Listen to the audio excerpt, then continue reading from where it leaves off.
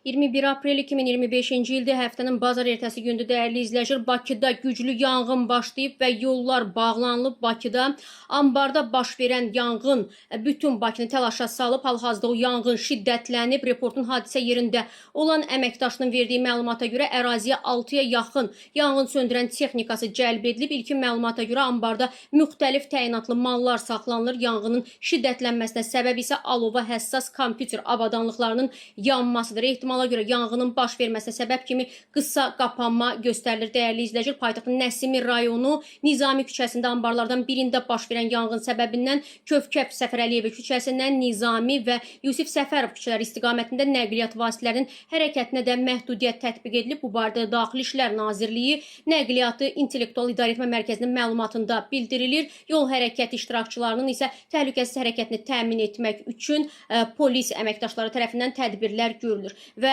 hal-hazırda yanğın söndürmə işləri həyata keçirilir. Dəyərli izləyicilər, son 2 gündə bu ikinci yanğındır. Dünən də bilirdiniz ki, demək Binəqədi rayonunda böyük bir ərazidə yanğın baş vermişdi. Orada da mağaza və onun ambarında baş vermişdi. Bunlar təsadüfdürmü, yoxsa hər hansı bir başqa səbəbi varmı? Onu da təbii ki, gün ərzində aydınlaşdırmağa çalışacağıq dəyərli izləyicilər.